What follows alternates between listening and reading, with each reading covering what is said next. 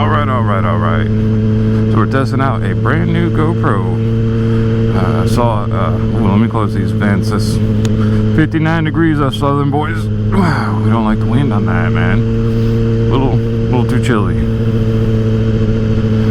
But got myself a brand new GoPro Hero 10. Got on the GoPro website the other night and saw a badass deal, so I just swooped it up and we're testing it out. So I don't even know if the angle's right or if the microphone works with it, but we're gonna find out.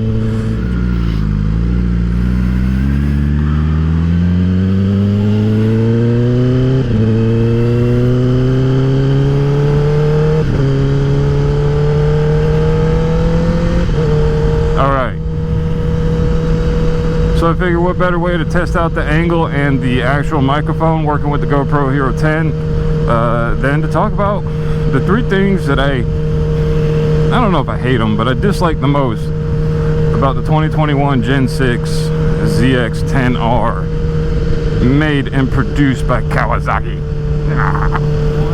Right guys, I come from cruisers, I come from the Harley world, newer Harley worlds. I had a 2016 Softail Slim S, then I had a 2019 FXDR, then I traded that in for a 2020 Road King Special. Something that every single one of those had, which I thought, again, I'm new to motorcycles, only about 3 years, something I thought that was pretty much standard on any bike out there was a fuel gauge. This bike does not have your standard fuel gauge. What it does have is a fuel usage. So you just got to keep in the back of your mind down here on the bottom. You see right down there I got 0.8. That means I've used 0.8 of a gallon. And you got to, yeah, with this bike, you just, I guess it helps force you keep your brain sharp. I mean, that's the best way I can explain it. You have to do math when you ride this bike. So you got a 4-gallon tank and you just got to keep track of that. It does have a low fuel light with that comes on when you have 1 gallon left. Polices. Boy, they've been out a lot lately.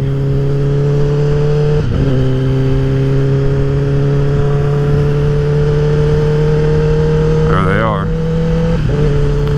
So when you have 1 gallon left, the fuel light does come on, but you do need to keep track of it. And then that little light down there on the bottom, or the little display down there on the bottom, you do have to reset that every time you fill up. If you make a mistake, you're going to be off, and then your little light's going to pop on, and it's going to tell you you got 1 gallon of gas left. This thing gets about 29 to 32 miles per gallon depending on how you ride. Get away from this school bus. I just couldn't go fast because of the cops, man. Damn. So, you know, that's not a hate, that's a dislike, something I dislike about the bike. But here now, I've owned it for 2 months. I've actually gotten used to it, and that's the way it is. Alright, the second thing that I'm not too fond of on this bike is here we are, January 2022, and there's still not a good, reliable tune ECU unlock / ECU flash for the 2021 ZX10R. I mean, I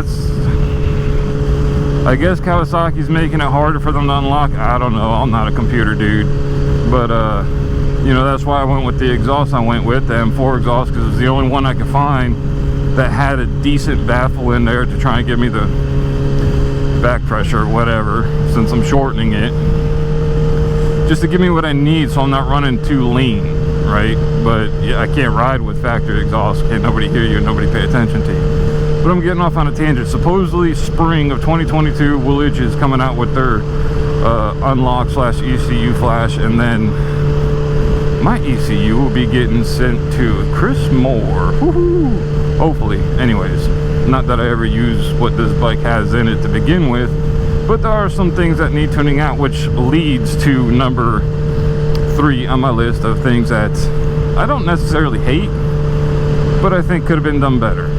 And that is the quick shifter. The quick shifter on this Joker, like, I could drop a gear just fine.